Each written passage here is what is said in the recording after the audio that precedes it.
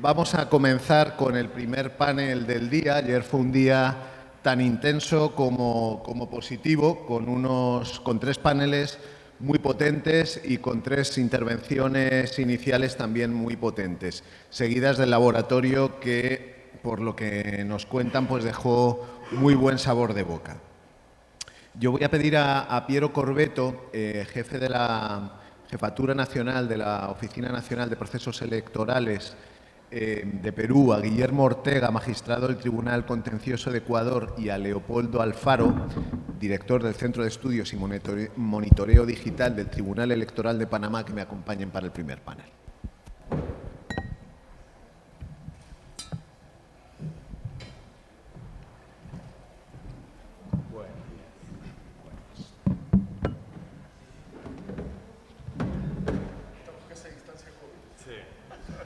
Bueno, en los paneles de ayer hicimos un recorrido bastante potente con diversos actores. Hoy toca el tema de los organismos que tienen las competencias en materia de regulación y supervisión electoral. Y a los tres os formulo las mismas preguntas orientadoras.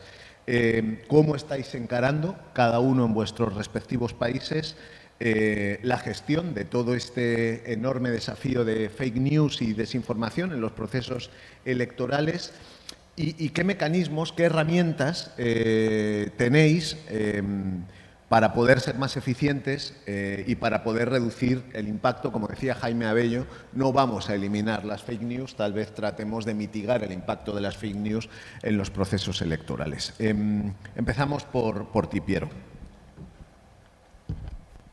Buenos días con todos y con todas. Quiero en principio agradecer la inmensa generosidad de invitarme y además quiero hacer un agradecimiento y reconocimiento especial a Daniel por su amistad, por su compromiso.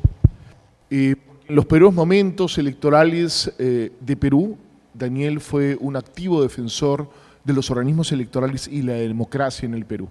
Y quiero hacer este reconocimiento y un agradecimiento público porque Daniel estuvo cuando otros se pusieron de costado. Y quiero decirlo con absoluta sinceridad. Algunos famosos jefes de misión electorales no dijeron nada y Daniel, como pocos amigos, puso el pecho y defendió a la institucionalidad democrática de mi país. Y por eso mi agradecimiento y mi reconocimiento, Daniel, por todo el trabajo que tú has hecho a lo largo de estos años y que vas a seguir haciendo en donde te toque estar. No hay ninguna duda de ello. Dieter Nolling nos ha enseñado que el contexto define las cosas y esta es una mesa básicamente de análisis de caso, ¿no es verdad? ¿Qué hemos estado haciendo? ¿Qué hacemos? Pero me parece que es fundamental comentarles, y lo hacía de alguna manera nuestro compañero de prensa ayer, respecto de contextualizar el caso peruano, que es un caso, digamos, paradigmático. En Perú hemos tenido dos elecciones muy grandes, muy duras, 2021 y 2022, pero sobre todo la 2021 es una elección bastante compleja. Y es compleja porque nos dimos cuenta de algo que no éramos conscientes en principio, que los actores electorales, los políticos y las organizaciones que competían, los partidos, no eran necesariamente democráticas. Y eso es algo que nos parece absolutamente raro, pero nosotros decíamos, bueno, si compites en elecciones es porque estás comprometido con la democracia. Bueno, nosotros confirmamos que eso no era así, ¿no? Porque no viven los valores de la democracia, la tolerancia, el respeto, la alternancia, eso para muchos actores no existe. La elección es una de las vías para llegar o mantenerse en el poder. Y frente a ese nuevo escenario, digamos, internacional, en el caso peruano todo es más grave, ¿no es verdad? Llegó a ser una novedad que antes no habíamos visto. Es importante decir ello y es importante entrar a desmenuzar un poco el contexto peruano. El contexto peruano es, según Tanaka, un extraordinario académico, Martín dice que en el Perú es una democracia sin partidos, ¿no es verdad? Y era una elección en donde teníamos 20 organizaciones políticas, 20 partidos con 18 candidatos presidenciales. Había una gran atomización y por primera vez en la segunda vuelta pasaron un candidato con 12% y otro candidato con 18%. Entonces teníamos un escenario absolutamente atomizado.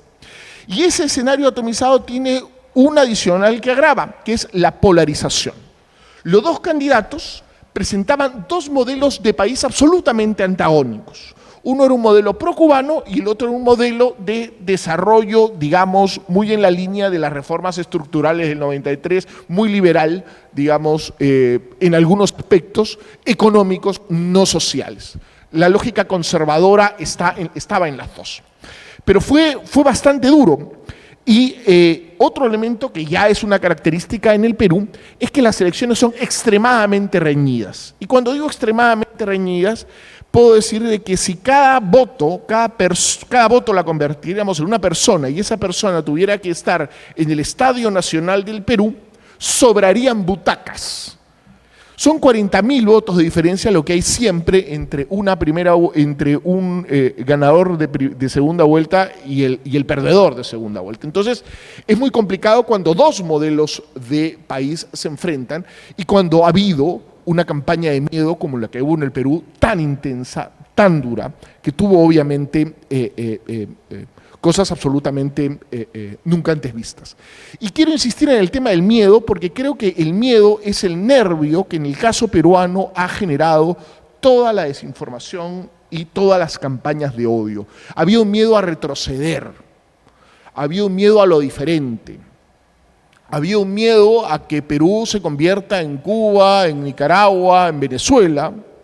Había miedo a perder todo lo que se había ganado con las reformas estructurales de los 90 y había miedo ante el diferente, porque mi país es un país esencialmente racista y clasista. Entonces, el que no estaba en el LinkedIn o en nuestro WhatsApp de la élite no era bienvenido. Y si tenía otra pigmentación de piel, si venía del interior, si pertenecía a otro grupo social, había que tenerle miedo, porque nunca había gobernado. Entonces, esta matriz de miedo, esta lógica de miedo fue fundamental para construir los discursos de odio y de desinformación. Y estos discursos de odio y desinformación no estuvieron necesariamente vinculados a los ataques entre candidatos, sino que se focalizaron en intentar restarle legitimidad al proceso electoral, atacando a los organismos electorales y atacando a las autoridades electorales. Entonces, es un elemento que nosotros no habíamos visto. Y esas campañas de odio se tradujeron, se llegaron a concretar, no solamente a través de las redes sociales, que son exclusivamente un tentáculo más de este gran pulpo de la desinformación. Nos acosaron en casas. El doctor Salas Arenas, presidente del Jurado Nacional de Elecciones, fue acosado por más de 1.500 personas en su casa más de 20 veces. En mi caso, tuve la suerte, solo 5. Llegaron a agresiones físicas. Acosaron a nuestras familias, a nuestros hijos en los colegios. Hubo una campaña en redes sociales muy potente que voy a entrar a describir en unos momentos. Pero sí creo que es importante decir que en el Perú se puso en evidencia que la tolerancia y el respeto se habían perdido de manera absoluta. Debo decir que este mes, viene la elección del 2021, voy muy bien, solamente me han insultado 2 veces en la calle. Ya no paran el vehículo a insultarme en la puerta de mi casa delante de mis hijos. ¿No es verdad? Y eso ya para mí es bastante. Y esta lógica creo que es interesante destacar porque las redes sociales son un tentáculo, pero otro de los tentáculos fue las acusaciones en el Poder Judicial. Nos llenaron de acusaciones en el Poder Judicial. Me pusieron acusaciones por fraude en primera y en segunda vuelta. O sea, absolutamente absurdo, porque quien ganó en primera era, digamos, y quien ganó en segunda, en fin. Pero me acusaron de eso. Nos pusieron otro tentáculo que es el Congreso de la República. Hicieron una comisión de investigación para demostrar un fraude que nunca pusieron demostrar y que no llegaron a aprobar. Y hasta tengo un bloqueo consular. Yo tengo doble nacionalidad y no me dejan entrar al consulado, un consulado de la Unión Europea que firmó el informe de observación que dice que en el Perú no hubo fraude. Y a mi hija de 11 años, en ese momento 10, no la dejan terminar un trámite de nacionalidad. O sea, el acoso es absoluto. Y para vengarse, porque no nos torcieron el brazo, porque el doctor Salas, y acá está Janet que trabaja de la mano con el doctor Salas, y yo, no nos interesa quién gane, nos interesa que gane el que saca más votos. Y para eso me formé toda mi vida, aunque mi carrera creo que ya está próxima a acabar. La campaña de, eso es la mecánica del odio, y la campaña de desinformación en el caso de OMPE, que hubieron no menos de 116 mentiras en redes sociales, que fueron desmentidas con 226 respuestas. En el caso de OMPE se circunscribió fundamentalmente a un elemento que era que los muertos votaban. Esa fue la campaña posterior fraudista. Y como no podían acusar al doctor Salas, al jurado y a nosotros porque el voto se rompe y el acta queda y los personeros firman el acta, nos dijeron, no, queremos ver el padrón. Entonces sacaron una lideresa política antes apreciada, decía, Corbeto, no seas ladrón, entrega el padrón. Y no era el padrón, además lo dijo en una calle pública. Yo estaba un sábado en mi cama viendo y, bueno, lo dijo en una calle pública con más de 10.000 personas en la calle, cosa que comienza además a ser un acoso permanente en mi casa a raíz de ese hecho. Hoy día, dicho sea de paso, ella no puede salir del país porque tiene financiamiento ilegal de campaña en 2 procesos electorales, ¿no es verdad? Ya sabemos por qué me insultaba, quería impunidad, como quieren otros, ¿no es verdad? Y no era que no entregábamos el padrón. Ayer hemos tenido una mesa bien interesante y el tema es que nosotros sí entregamos el padrón. Lo que no podíamos hacer era entregar las firmas y las huellas de las mesas en donde quienes perdieron la elección querían publicar las firmas y las huellas de los ciudadanos en donde habían perdido. Y también decía, cuenta mi voto, Los que fueron a protestar, su voto estaba contado. El problema no era que no contaran los votos o que no debiéramos contar los votos. El problema es que querían anular los votos en las mesas de los lugares en donde habían perdido, que eran pobres o pobres extremos con una lengua materna no de castellano, y ellos pues no le pueden ganar una elección a la élite y nosotros hemos traicionado a la élite permitiendo que gane. Quería además plantear, ya saliendo del contexto, pero me parece interesante contextualizar para que entiendan qué pasó en el Perú, comenzar con una autocrítica. Nosotros no estábamos preparados. En el Perú murieron 220.000 personas. Es el país que más muertos por millón de habitantes tiene por COVID. 1.200 personas murieron un día antes de la elección y nosotros nos preparamos para que la elección no gatille en un mayor contagio y mayores muertes. No estábamos preparados y tuvimos que formar un equipo en el camino para poder responder a la cantidad de mentiras que habían. Uno habla de los fact-checkings y todo esto, que es muy importante, con los cuales después construimos lazos, pero en ese momento nosotros tuvimos que hacer fact-checking porque ya hay que hacer otra autocrítica, y creo que Jaime y muchos de ustedes lo planteaban ayer. En época no electoral, los organismos electorales no le decimos a la gente qué hacemos. Entonces no saben qué hacemos. Y como no saben qué hacemos, es muy fácil caer en la desinformación. Y no solamente lo que te llega a las redes sociales, sino lo que te llega al WhatsApp, ¿no? Tus amigos te dicen que ha habido fraude. No tienen una sola prueba. Y es bien interesante porque de todas estas mentiras que se dieron en el 2021, 40 de las mentiras se repitieron en el 2022. Las mismas mentiras, los mismos videos. Solo innovaron en 7 mentiras nuevas, para que tengamos una idea de la dimensión del tema. Formamos un equipo digital, no teníamos un equipo digital, hicimos fact-checking, generamos sociedades con fact-checkers, está Ojo Público, Amayuya, La República, en fin, pero teníamos un gran problema. Los grandes medios de comunicación estaban a favor del discurso fraudista. En prime time le dieron a un señor que se presentó como criptoanalista para poder decir que había habido fraude, como cuando una empresa, Ipsos, que todos la conocemos, de lo más seria, ¿no es verdad?, había hecho una auditoría de actas, ¿no?, con sus muestreos, como ellos hacen conteo rápido y hacen muestreos extraordinarios, y habían demostrado que la diferencia era la que OMPE decía, ¿no es verdad?, y la que el jurado obviamente había proclamado. Pero los medios estaban absolutamente en contra de nosotros y eso fue bastante complejo. ¿cuáles son los retos hacia adelante? Tenemos que fortalecer nuestras relaciones con fact-checker. Hemos innovado con un observatorio, con UNIOR, ahí estuvimos en Panamá viendo el tema, pero creo que falta mucho conocimiento, mucha investigación, mucho fortalecimiento de los órganos electorales que no estamos preparados para esto. Quiero serles absolutamente sinceros.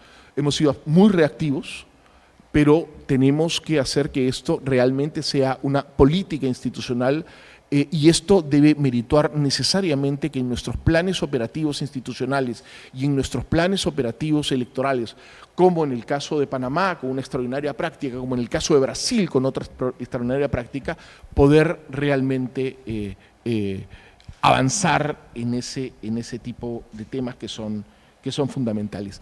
Y solamente para terminar quiero decirles que una muestra de todo lo que tenemos que hacer es que si uno revisa los índices de integridad electoral, que son, digamos, los índices que guían nuestro actuar, tenemos una brecha muy grande entre lo que los expertos dicen respecto a la integridad electoral de los organismos electorales en el Perú y la confianza. La confianza está en el suelo y la integridad electoral está en el techo, en el cielo, suelo y cielo. ¿Eso qué nos demuestra? Que los organismos electorales no podemos seguir creyendo que solamente debemos hacer elecciones y bien elecciones, y creo yo personalmente que hacemos mejores elecciones que en muchísimos continentes del mundo. Daniel nos puede dar una clase al respecto sobre el tema. Las hacemos bien, pero creo que tenemos que avanzar muchísimo, y el avance significa necesariamente meterle mucha inversión, mucha investigación, mucho conocimiento, mucha publicación, mucha red de construcción de discurso para combatir la desinformación. Muchas gracias. Muchas gracias, Piero. La verdad, interesantísima tu intervención. Yo veía que te estabas pasando de los 7 minutos asignados, pero lejos de llamarte la atención estuve a punto de pedir palomitas para seguir escuchándote, porque has incorporado conceptos francamente interesantes. La reflexión de que no todos los que participan en elecciones son demócratas y no todos comparten los valores democráticos me parece que es fundamental. Para ser un buen demócrata lo primero que tienes que estar es preparado a perder y a reconocer los resultados del otro, cosa que no siempre ocurre, y estamos viendo todavía recientes ejemplos de deslegitimación de los procesos electorales y un socavamiento de la confianza muy importante en la ciudadanía. Tema uno. El tema de atomización, que creo que no es patrimonio exclusivo de Perú, y otros colegas de otros países, posiblemente vosotros también podáis dar fe de ello. Las campañas de desinformación que giran en torno o al miedo a retroceder, o al rayo homosexualizador que nos decía Humberto de la Calle ayer, o el Brexit, o el plebiscito, en fin, hemos visto tantos ejemplos de desinformación que efectivamente pues hay que ver de qué manera estamos o no preparados. Preocupante el tema de acoso y de agresiones personales a funcionarios públicos. Ahí habrá que ver también si es necesario o no la implementación de la mejora de mecanismos de protección para que podáis seguir desarrollando vuestras tareas. El tema de falta de tolerancia y de respeto, que yo creo que está muy vinculado a lo que decíamos ayer de la segmentación del debate y la práctica dificultad para poder debatir con gente que tiene ideas diferentes a las nuestras, y la puesta en primer lugar de argumentos y no de insultos. Y me ha parecido especialmente relevante la parte de autocrítica y de retos y de desafíos, ¿no? Lo mencionábamos ayer, creo que algún colega mexicano mencionaba, también al hilo de lo que comentó Humberto de la Calle, que el sistema de partidos en Colombia estaba liquidado, y alguien decía, no, el problema es cuando lo que está muriendo no termina de morir y lo que nace no termina de nacer, ¿no? Pero aquí, y tal vez empiezo con Guillermo, la segunda intervención, para incorporar un puntito más de pimienta y un puntito más motivador, es necesario matar institucionalmente a los organismos de control y reinventarlos de forma que tengan capacidad, en lo que comentaba Piero, mejor capacidad innovadora, mejor capacidad investigativa, de conocimiento, no ser tan reactivos y no ser tan durmientes durante 3 años y medio y activarse para una institución es muy complicado alcanzar velocidad de crucero si está 3 años y medio, bueno, pues medio durmiente, ¿no? Adelante. Gracias. Bueno, algunos de los problemas me parece que son recurrentes en todas nuestras latitudes, ¿no? Yo me he dado cuenta que en los procesos electorales normalmente, a pesar de que el Estado es quien lleva adelante el proceso electoral, normalmente a la función electoral como tal se le deja sola cuando ya inicia un proceso electoral. Es decir, nadie quiere subirse al carro, nadie quiere subirse en el vagón de la función electoral, sea que en sus países, por ejemplo, tengan un solo organismo electoral que lleva adelante el proceso y, diríamos, desahoga todas las controversias, o en países como en Ecuador, por ejemplo, que tenemos 2 organismos, uno de carácter administrativo, que es el Consejo Nacional Electoral, que tiene 5 consejeros, y otro organismo que es de carácter jurisdiccional, que tiene 5 jueces.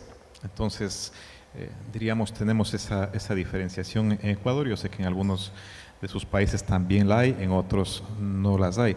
Pero nadie quiere subirse al carro de la función electoral. De hecho, el mismo Estado, que debería apoyar muchas veces a la función electoral, no lo hace. En nuestro país ha sido muy complicado yo diría los últimos años, porque inclusive de parte del gobierno no ha habido la asignación presupuestaria para llevar adelante como se quisiera los procesos electorales. Entonces, como nadie quiere subirse al carro, al vagón de la función electoral, inclusive el mismo gobierno a veces se convierte, gobierno central me refiero y gobiernos seccionales, se convierten en críticos de la función electoral, ¿no? Nadie quiere ser partícipe de un posible fracaso de los procesos electorales. Y eso se suma obviamente a las campañas de desinformación y campañas de odio. Por ejemplo, recientemente se han vuelto más recalcitrantes las críticas en Ecuador al Consejo Nacional Electoral, en la persona de la presidenta del Consejo Nacional Electoral, que es la señora Diana Tamain. Y un editorialista, por ejemplo, de un medio de comunicación, fue muy crítico, muy duro en una de sus notas editoriales. Y esto es muy importante y lo traigo a colación precisamente porque a raíz de esta nota editorial, Diana Tamain decide poner una causa por violencia política de género.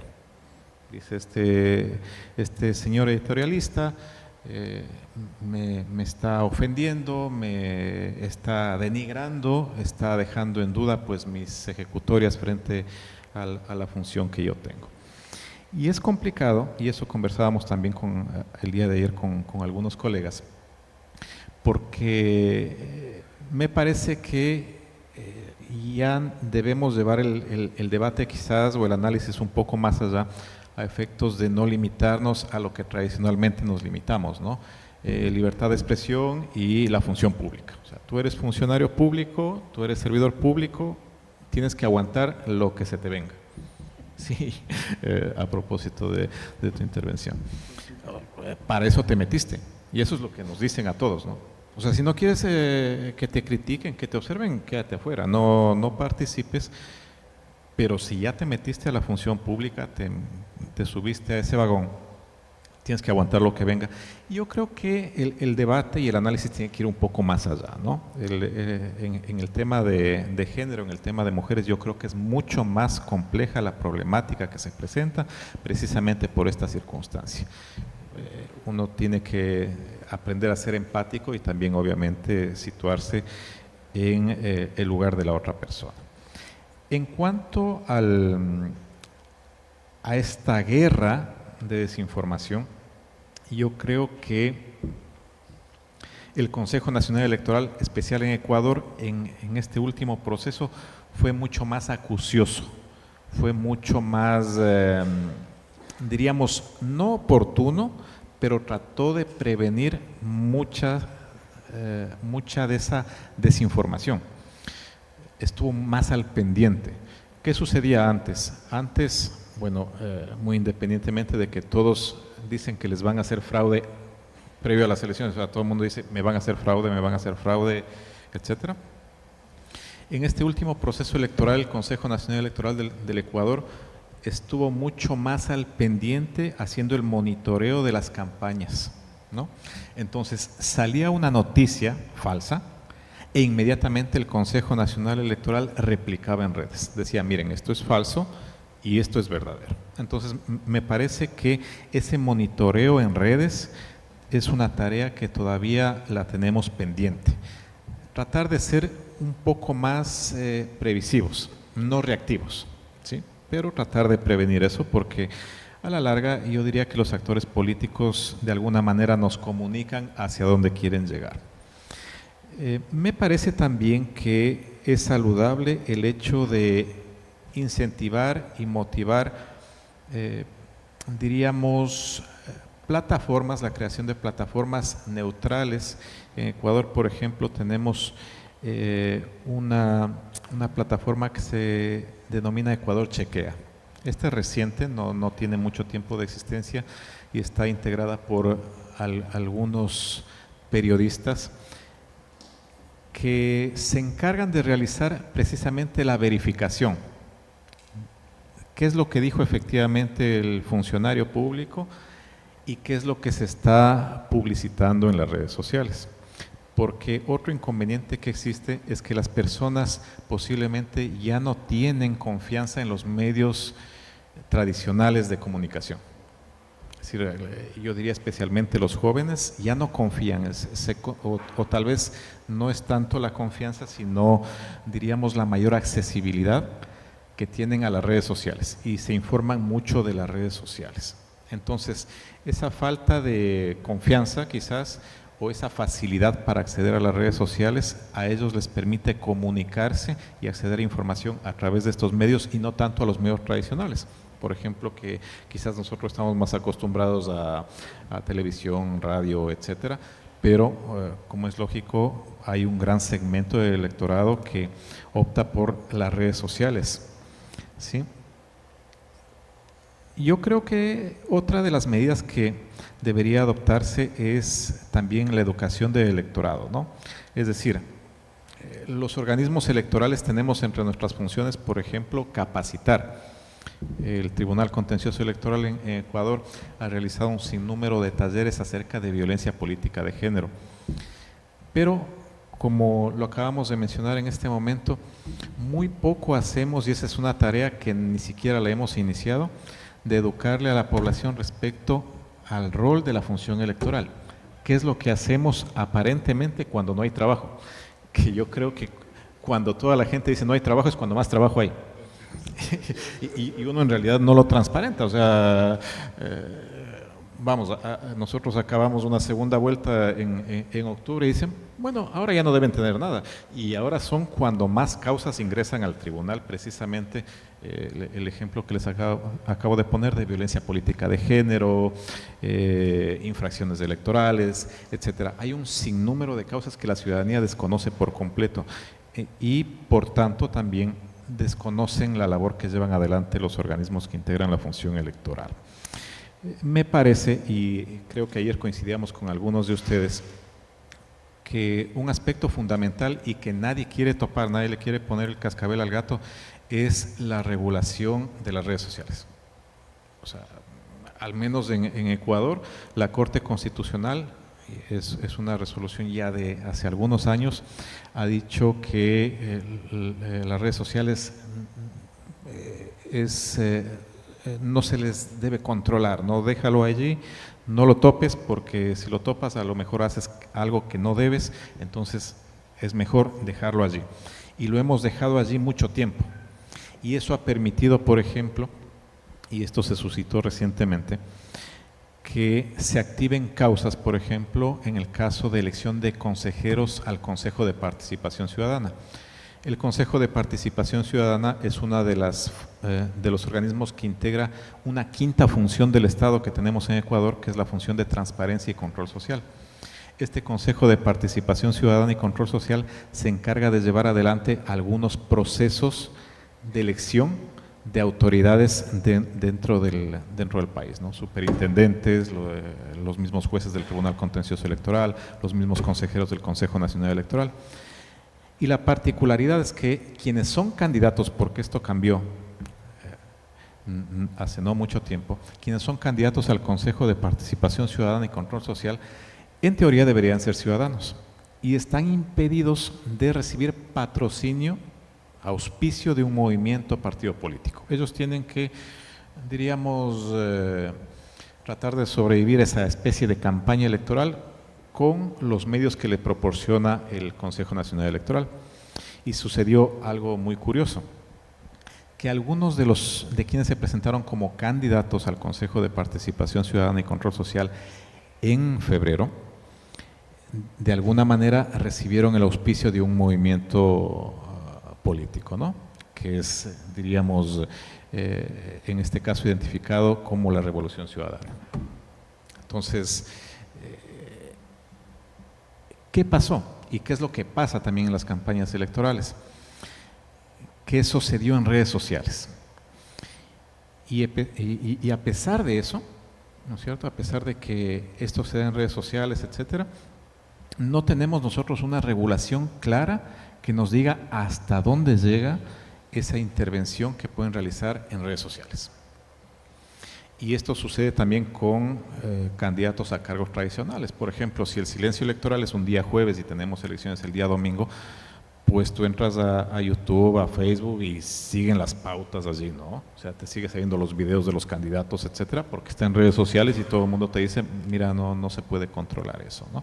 Entonces, me parece que la regulación y no sé si el control, pero sí una limitación en cuanto al uso de las redes sociales en el tema electoral ayudaría mucho también a que todos tengamos claridad respecto a las reglas de juego, ¿ya? Para que no exista esta desigualdad de armas, como comúnmente se dice, al momento de afrontar un proceso electoral. Y nada más para concluir, me parece que es importante destacar también el rol de la cooperación internacional. A nosotros nos han apoyado muchas instancias de carácter internacional y eso nos ha ayudado, diríamos, a abrir mucho más el horizonte, a abrir mucho más la mente a efectos de direccionar de mejor manera nuestras actividades. Creo que eso y obviamente ese autoexamen que uno tiene que hacer, esa autocrítica que uno tiene que hacer, nos ha servido de mucho y nos va a seguir obviamente auxiliando la tarea, por ejemplo, de los observadores internacionales, ¿no? Que nos dan con frecuencia algunas recomendaciones. Eso de momento. Pues muchísimas gracias, Guillermo, por tu intervención, donde nos has introducido la existencia de dos organismos, uno con carácter administrativo y otro con carácter más jurisdiccional en Ecuador, las dificultades para encontrar gente con valor para poder subirse al carro de la observación electoral con los desafíos que eso conlleva, los temas de violencia de género y descalificaciones de género en los procesos electorales, algo que vamos a abordar con un panel específico el día de hoy. Interesante cómo el Consejo Nacional Electoral trató de no ser tan reactivo y de tomar alguna iniciativa en torno a la prevención de la desinformación en materia de monitoreo en redes. Has incorporado el concepto de educación del electorado, importante, y sobre todo, pues el tema gordo, que es el de regulación de redes sociales, control, limitación. Yo añadiría otro, que es el de dar a esta regulación dientes de verdad, para poder poner sanciones no solo al mensajero, en este caso la red social de la que se trate, sino a la persona que manda el mensaje, ¿no? Que eso es lo importante, ¿no? Así que muchas gracias, Guillermo. Leopoldo, vamos a ver qué nos puedes contar, porque el Tribunal Electoral de Panamá se ha dotado de un centro de estudios y monitoreo digital. Tal vez sea uno de los pocos tribunales que dispone de una herramienta de esas características y tal vez pueda servir de modelo e inspiración para otros países. Cuéntanos qué capacidades tiene, qué medios tiene y también qué retos y desafíos. Vale. Bueno, primero que todo, muchísimas gracias por la invitación, tanto a la ESID como a EDA Internacional. Creo que de desinformación y de cómo eso afecta a los procesos electorales, en estos 2 días se ha dicho casi todo y yo me voy a agarrar del casi para contarles un poquito más y tal vez comentarles acerca del caso panameño y cómo eso se podría replicar en otras instancias. Desde el Centro de Estudios y Monitoreo Digital, que nace como la unidad de medios digitales, tenemos dos funciones fundamentales. La primera, monitorear la actividad en el nuevo oeste digital, es decir, este nuevo universo que vino a transponerse sobre la vida análoga que veníamos celebrando durante el siglo anterior, y los magistrados del Tribunal Electoral hace ya 10 años se dieron cuenta de la necesidad de incorporar esa nueva vida digital adentro del ámbito electoral. Nos hemos dado cuenta de que hay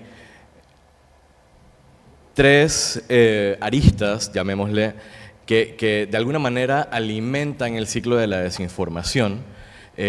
Uno, que la desinformación como tal, así sea intencionada o accidental por repetir bulos que se crean de manera orgánica, es un fenómeno que trasciende más allá de las elecciones y el proceso de organizarse para modelos de gobernanza.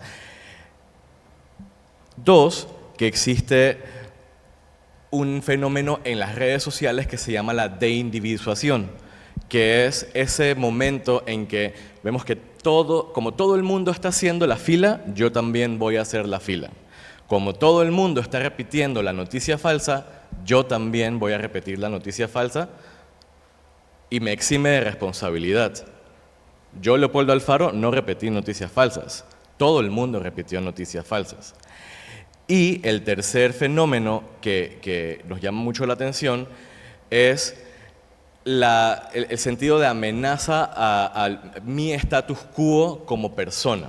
Entonces, cuando veo noticias falsas que amenazan mi status quo,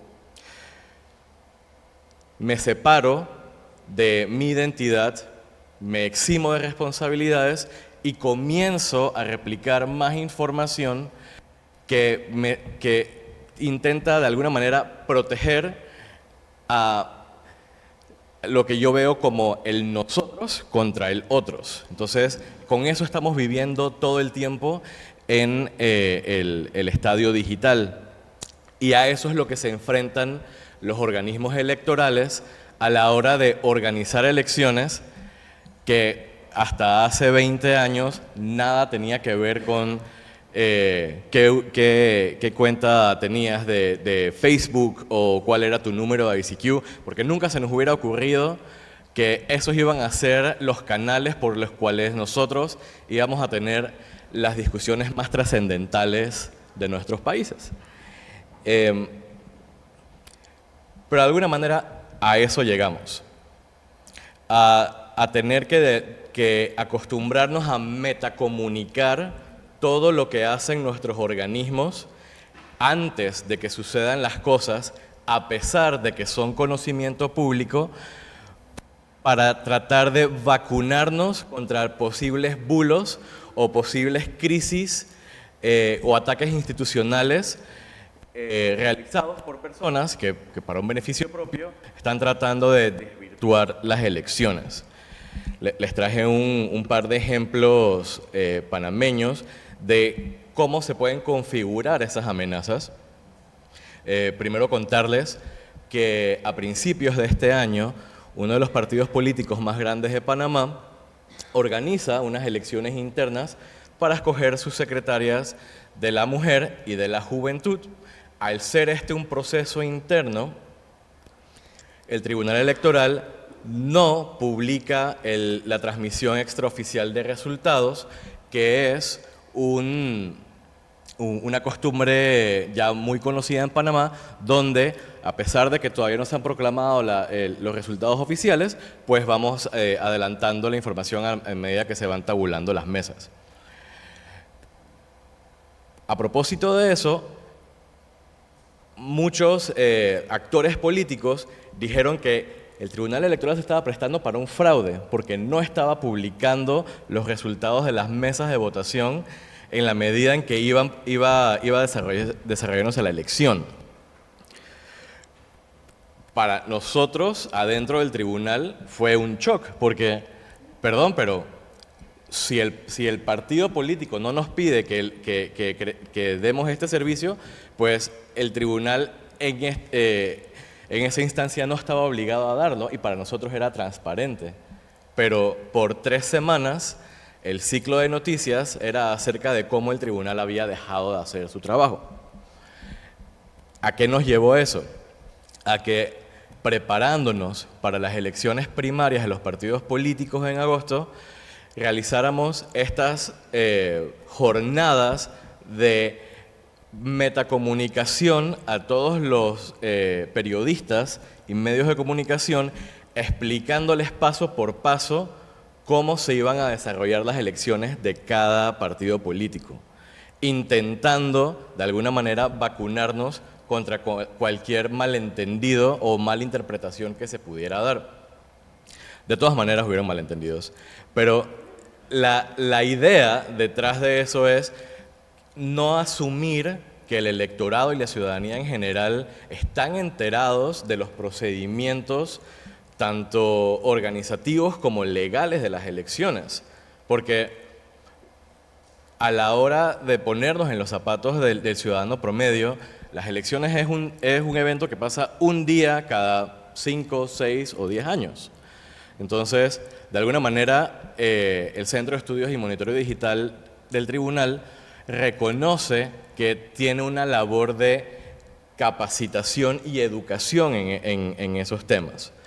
Otro caso muy novedoso fue nuestro primer baile con un contenido creado por inteligencia artificial. Uno de los candidatos que se propone como antisistema publica un video con captaciones de audio donde pone a 3 de los otros candidatos a la presidencia de la República a, entre comillas, confesar sus delitos, con la anotación de que al final él confiesa que esto es contenido generado por inteligencia artificial y él reconoce que ha sido su partido el que ha creado ese contenido. Entonces, eso se decanta en un número de amenazas, incluyendo la suplantación de la identidad de los candidatos y la facilidad con la que se difuminan esos temas. Al final, el tribunal ha optado por crear reglamentación que lo que hace es proteger la identidad de los candidatos, además de buscar esas, llamémosles, huellas que dejan los contenidos creados por inteligencia artificial, que al final del día se vuelve un juego del gato y el ratón, porque a medida que va mejorando la tecnología, nosotros también debemos desarrollar nuevas técnicas para dar con esos casos de suplantación de identidad. Esto es por mencionarle algunos de los casos que estamos viviendo en el Tribunal Electoral a propósito de las elecciones que vamos a tener el próximo año. Y ahora sí comentarles un poco acerca de las buenas prácticas que creo que serían de beneficio para todos. Pues el Pacto Ético Digital ya no es novedad, pero sigue siendo nuestra punta de lanza en cuanto a el combate a la desinformación, la violencia política en los medios digitales y la promoción de una cultura ética electoral.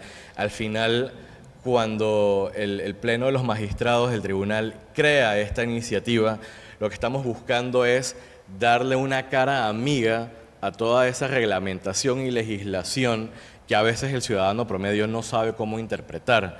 Y el rol del pacto ético digital es un poco transmitirle cómo debería ser el uso ético de la tecnología a propósito de las elecciones, de cómo combatir a la desinformación, cómo visibilizar y cómo darle trámite a esos casos de violencia política. Perdona una pregunta. ¿Ese pacto ético lo firman todos los participantes en procesos electorales o quién lo firma? Ese es el pacto está abierto a que lo firmen todos los ciudadanos. Y es básicamente un decálogo de buenas prácticas que de la que debería participar todo el mundo. Aparte del pacto ético electoral, que es una iniciativa que le tomamos prestada a los amigos de Costa Rica ya hace, creo que 30 años, con la ayuda del doctor Sobato, y lo que busca en particular, sí es darle responsabilidad ética, moral a los candidatos y a los actores políticos. El pacto ético digital es la otra cara de la moneda y es una manera de que nosotros como sociedad podamos decidir cuáles son esos comportamientos que serían aceptables y cuáles no. A propósito de conocer cuáles son los riesgos de vivir en un mundo digital. Y eso un poco nos hemos ido dando cuenta con el tiempo. Ya detectar una noticia falsa como tal no es problema. Yo uso un ejemplo muy coloquial. Ya no tengo que pelear con mi mamá porque ella me está mandando noticias falsas a mí. Ya ella me dice cuando ha reconocido que le cayó una cadena de noticias falsas. Entonces, de alguna manera, este digital se va civilizando y vamos encontrándonos con nuevos retos. En este periodo, ese nuevo reto sería, por ejemplo, la inteligencia artificial. Pero, y aquí está el silver lining, yo creo que no le damos tanto crédito a nuestras sociedades como deberíamos, y a medida de que la gente se vaya adaptando a esta nueva vía digital, asimismo el combate a la desinformación va a ser más fácil porque todos vamos a reconocer cuando hay información malintencionada y cuando de verdad alguien quiere ser parte legítima de la conversación política, ¿no? Y por no abusar más del tiempo, otra buena práctica que tenemos nosotros es la creación de una página web dedicada al fact-checking. Como bien decía Piero, los organismos electorales reconocemos que no deberíamos ser nosotros quienes hacen fact-checking, pero a falta de un equipo que haga fact-checking en lo electoral constantemente a propósito de las elecciones, pues nosotros vamos a hacer esa primera golondrina que trata de hacer el verano, con el ánimo de entusiasmar entonces a la sociedad civil, a la prensa organizada, a hacer lo propio y que el Tribunal Electoral de Panamá de alguna manera le pueda pasar entonces esas funciones a quienes legítimamente les corresponde. El otro tema es que hemos ido especializando el trabajo de monitoreo que realiza nuestra oficina de monitoreo legal, que empezó como una manera de hacer cumplir la veda electoral y ahora ha ido incorporando otros comportamientos que deberíamos supervisar, como lo es la violencia política por razón de género. Esto con una intención no necesariamente de ser la policía de estos casos hoy por hoy, pero por lo menos ir levantando los argumentos que nos permitan crear nueva legislación el día de mañana. Panamá tiene la peculiaridad de que el año después de las elecciones se convoca una comisión de reformas electorales a donde tratamos de incorporar las lecciones aprendidas de la elección anterior y de alguna manera los magistrados del tribunal intentan hacerse los insumos necesarios para poder ir a ser los promotores de estos nuevos cambios. Y como les decía con el tema de verificado contigo, buscar hacer sinergia con la sociedad civil, buscar esos grupos de sociedad civil organizados con los que nos podamos apoyar y de alguna manera crear esos interlocutores que nos permitan darle legitimidad a las elecciones, porque como bien lo pueden decir los compañeros de Perú, aun cuando uno haga las cosas bien, si uno no tiene otro actor afuera que le dé validez al trabajo que uno está haciendo, al final somos un árbol y no el bosque. Y bueno, ya se los había mencionado antes, el tema de la metacomunicación. Y eso ha sido un esfuerzo transversal a través de todo el equipo del Tribunal Electoral, no solamente la parte digital, sino la parte de comunicación tradicional, donde hemos reconocido que debemos buscar a los periodistas, buscar a los actores políticos y de alguna manera adelantarnos a los hechos y contarles cómo se van a desarrollar los procesos para que por lo menos podamos vacunarnos de esos casos de desinformación más estrambóticos. Entonces, si todo el mundo sabe que la transmisión extraoficial de resultados solamente se hace para las elecciones generales, no debería haber un reclamo por parte de la ciudadanía si lo dejamos hacer para una elección local, pero muy importante que todo el mundo conozca cómo son las reglas. Y ya para terminar, solamente recomendarles 3 expertos en la materia que hemos estado estudiando nosotros, el trabajo de William Bradley, Molly Crockett y Max Fisher, que son los que han estado hablando de esta trifecta de amenaza de estatus, desinformación y desindividualización. Pues muchísimas gracias, Leopoldo, por compartir con nosotros y con nosotras la experiencia panameña. Muy interesante que llevéis ya 10 años con esta apuesta por lo digital. Interesantes también estas 3 aristas de la desinformación. La primera, que trasciende de los procesos electorales puntuales. A la segunda le has dado un nombre técnico que no he captado, pero que he titulado el efecto rebaño. Puede valer, ¿no? Y la tercera, pues la amenaza, vamos, cómo la gente funciona eximiéndose de responsabilidad cuando ve amenazado su statu quo, defendiéndose también o amparándose, mejor dicho, en el anonimato que le provee las redes sociales, ¿no? Para una persona profundamente analógica como yo, me voy a apuntar a los cursos de metacomunicación que hacéis con periodistas, me vendrá muy bien. Y luego muy alucinante todo este vídeo que nos has comentado, hecho con inteligencia artificial, de suplantación de identidad. Eso es jugar sucio, ¿eh? Las buenas prácticas muy interesantes, los pactos, el ético digital y el ético electoral, y la web dedicada al fact-checking, ¿no? Junto con la especialización de monitoreo digital, que efectivamente hacia ahí tenemos que ir. Estamos 2 o 3 minutos pasados, pero es verdad que hemos comenzado 15 minutos tarde. Os voy a pedir que en 1 minuto, por favor, cada uno de vosotros haga una brevísima valoración sobre, porque lo has mencionado tú al principio y me he quedado ahí se me ha quedado sonando, el papel de los medios tradicionales. ¿Quién desinforma más? Porque los medios pueden ser muy tradicionales y estar muy bien estructurados, pero el reverso de la moneda es que se deben muchos de ellos a intereses económicos que buscan también desinformar o que buscan, como mínimo, influir en el electorado, ¿no? Entonces, ¿qué opináis que desinforma más? ¿Los medios tradicionales con esa voluntad o las redes sociales? Adelante, Pierre. Mi impresión es que los que desinforman más son los políticos.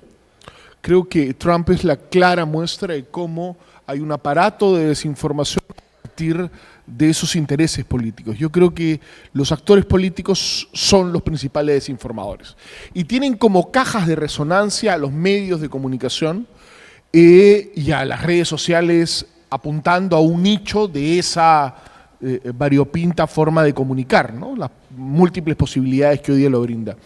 Y yo creo que el gran tema hoy día es cómo convencemos a los políticos de ser demócratas y cómo hacemos que ellos respeten las reglas de juego.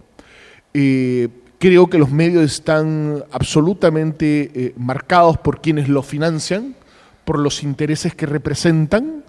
En mi país no hay una televisión pública y no hay una radio pública. En teoría, pero tiene un fuerte condimento del Poder Ejecutivo y de sus intereses, en algunos casos hipotecados al Poder Legislativo, en el caso peruano. Y lo que tenemos que hacer es trabajar, creo que, en dos líneas de acción. Una, que es fundamental, fortalecer a los organismos electorales. Tenemos que dar una vuelta de tuerca a nuestro trabajo, aprender a hacer mejor las cosas, guiarnos de las muy buenas prácticas que ha lidera Alfredo Juncá en el tribunal, y que Leopoldo nos da una cátedra de cómo se hacen bien las cosas en América Latina. Y otro ejemplo extraordinario para aprender es el ejemplo brasilero. Y hay que trabajar, que es una apuesta a largo plazo, en la alfabetización de la ciudadanía. Muy bien, muchas gracias. Guillermo, la misma pregunta. Sí, yo creo que los medios tradicionales definitivamente perdieron la hegemonía que tenían hace 40 años o un poco más. Los medios tradicionales están volcándose agresivamente a las redes sociales, porque saben que las redes sociales están permanentemente, permiten permanentemente el acceso, ¿no? Los medios tradicionales ya no tienen esa facilidad y esa hegemonía. En ese sentido, los mismos medios tradicionales se ven en una competencia o deberían competir por transmitir información verificada, de calidad, que efectivamente le permita al elector con conocimiento de causa saber qué es lo que va a elegir. Lo que los medios tradicionales no están acostumbrados es precisamente a esa competencia. Y esa competencia yo creo que la está dando el mismo ciudadano que tiene la capacidad, a través de los medios digitales, no solamente de recibir como recibía antes, hace 40 años, un poco más, simplemente sentarse frente al televisor y recibir información. El ciudadano tiene la posibilidad de crear información, de emitir su opinión y subirla. Fíjense en esta red, antes denominada Twitter, ahora X. Bueno, todos están opinando, todos estamos opinando, y si algo no le gusta a una persona, te replica en ese momento, en buenos términos, en malos términos, pero lo puede hacer. Antes no se podía hacer, y yo creo que eso es saludable en la medida en que el ciudadano se va empoderando también de esa posibilidad legítima que tiene de crear información, de crear conocimiento. Leopoldo, misma pregunta en un minuto. Muchas gracias, Guillermo. Vale. Yo creo que los dos, por razones diferentes, porque a través de medios digitales yo lo que hago es que consumo la noticia que emocionalmente es más afín a mí, pero cuando la quiero confirmar o quiero ganar el argumento, entonces voy a buscarla en los medios tradicionales. Ese es el nuevo paradigma del consumo de la información, que no es que me están empujando la información todo el tiempo, sino que yo estoy buscando esa información que confirma cómo yo me siento. Entonces, digamos que, por un lado, lo digital, que lo puede volver viral, pero al final el último clavo se lo pone el medio tradicional. Pues muchísimas gracias a los tres por vuestra generosidad y por compartir con nosotros vuestra experiencia y vuestra sabiduría. Muchas gracias.